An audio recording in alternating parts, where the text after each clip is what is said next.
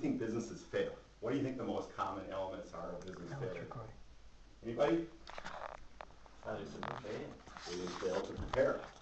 Anybody else? Training, lack of training. Lack of training. Anybody else? Lack of capital. Lack of capital. Good answer. Yes? Wrong people. Wrong people.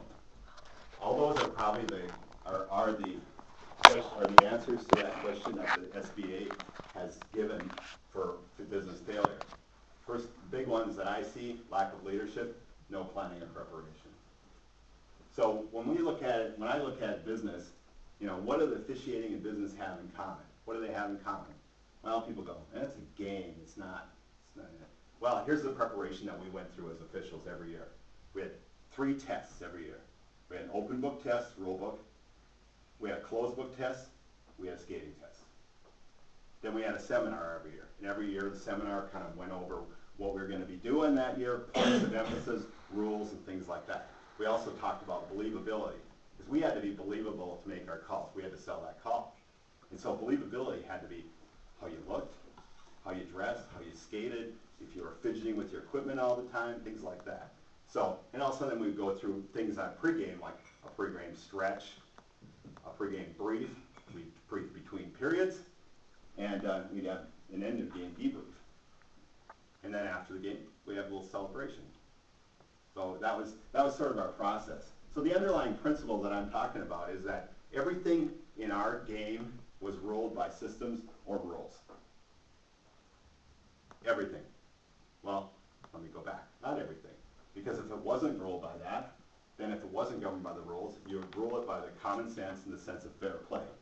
So you would also understand that, it doesn't make it fair. Sometimes when you would place someone in the box and put another team at a disadvantage, the rules accounted for that because it didn't take into effect the rules of fair play.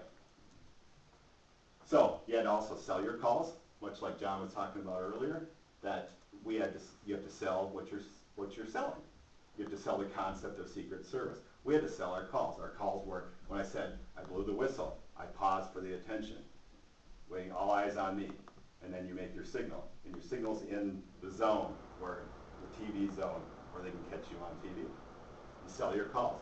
Sometimes you have to explain those calls too. So you have to create believability. Believability is your eye contact with the coaches and your eye contact with anybody. The scorers, the players, all that kind of stuff. If I don't look at you, even before the game when I go out and shake hands with the coach and I do this, then what does that say? It says there's a fear there that I'm not willing to address and not willing to look him in the eye. So you have to create believability, credibility with the coaches. And you have to study and test. So studying and testing for us was 3 a year, 3 tests a year. Skating tests, studying the rule book, things like that.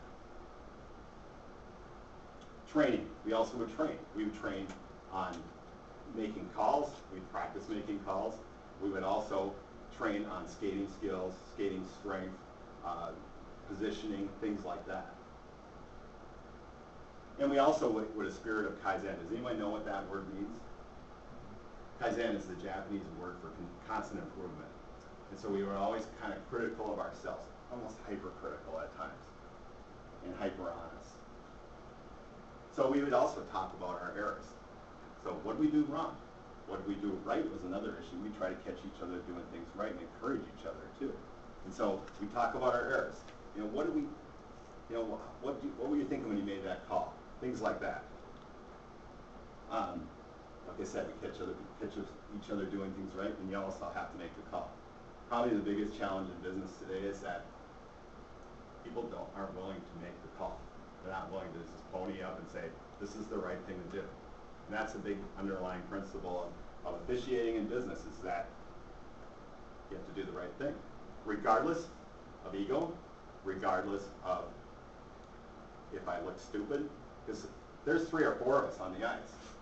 Oftentimes, if I'm really close to the play, like this big scrum in front of the net, my field of vision is about this big. Another partner's out on the blue line. He can see all the things that are going on behind the plate. If you ever watch a hockey game, that's a common occurrence. It's called the cross check. They put a stick across the other player's back. It doesn't really feel real well. And they end up on their face on the ice. So anyway, you have to make that call. So that official out here might make a call directly in front of me, but I can't see it, and we have to assume they can't see it, and you have to just assume that this guy's ego isn't going to be totally wiped out by you saying, I saw a cross-check right in front of me that you didn't see. So you have to make that call. We have to explain our calls a lot too. Much like in business, you have to explain what you're doing with your staff. You have to explain why you called it and the premise of the call. And depending on how you explain it, you get that buy-in or believability from the coach. And you have to trust and rely upon your team. You know, as we get in business, we rely upon our team to support us, to have our back. We also have to trust them, because you can't do everything. So if I could do everything in business, there would only be me, right?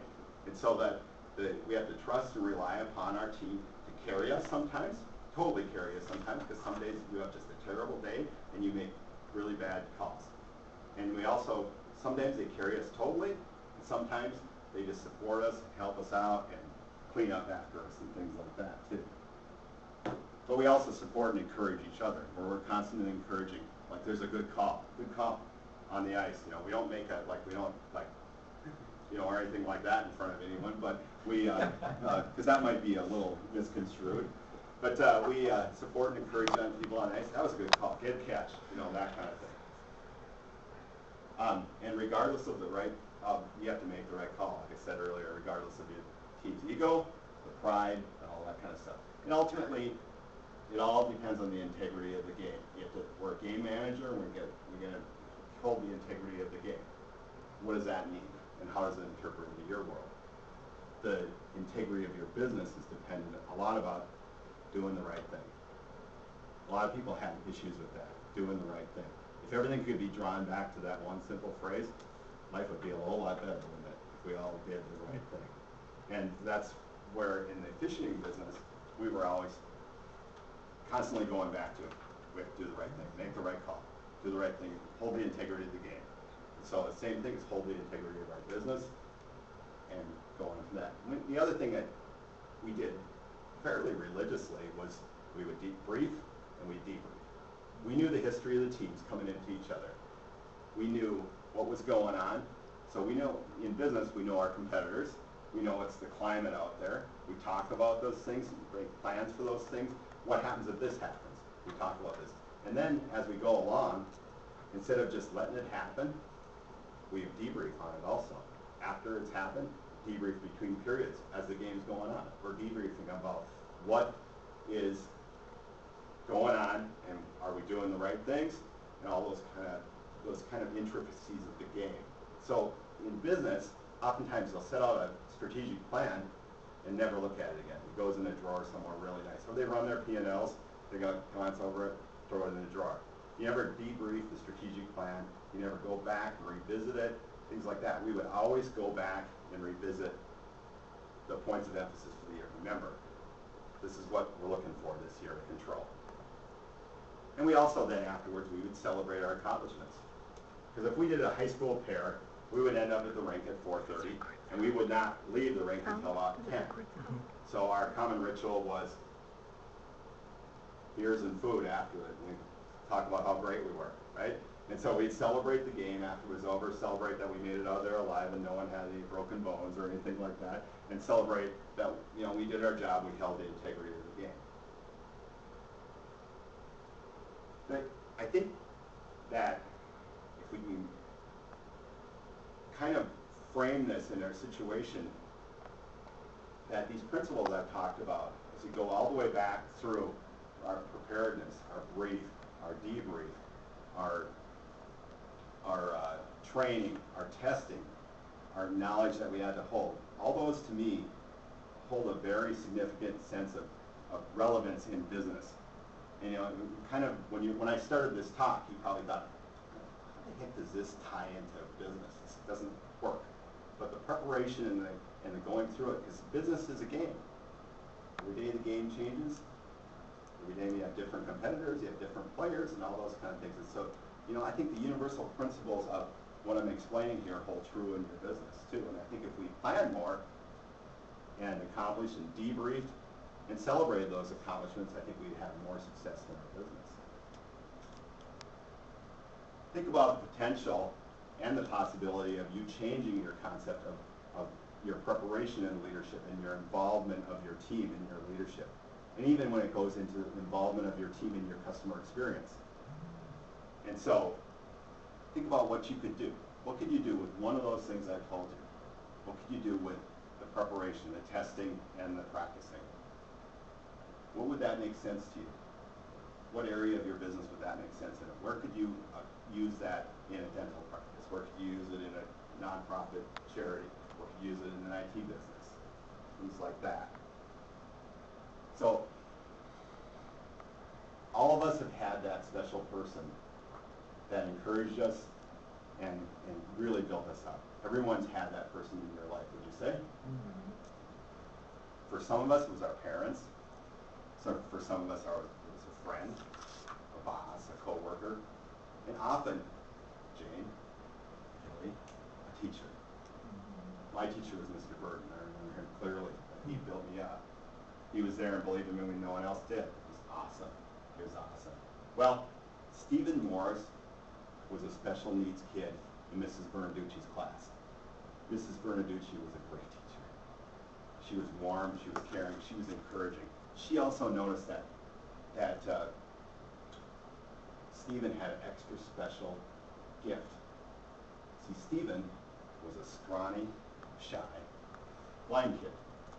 He was blind. That was his disability, as they would have called it back then. So, but Mrs. Bernaducci, she realized that Stephen had this gift of hypersensitive hearing. Well, the class had a mascot, and the mascot was a mouse, which seems kind of disgusting to me, but had this mouse. Well, when they were cleaning the cage one day, the mouse inadvertently got in the garbage can. So, panic ensued. The mouse is gone. They don't know what to do with the class mascot. It's gone. Everyone's freaking out. Finally, Mrs. Bernaducci gets them all calmed down, settled down, and Stephen hears little scratches in the garbage can.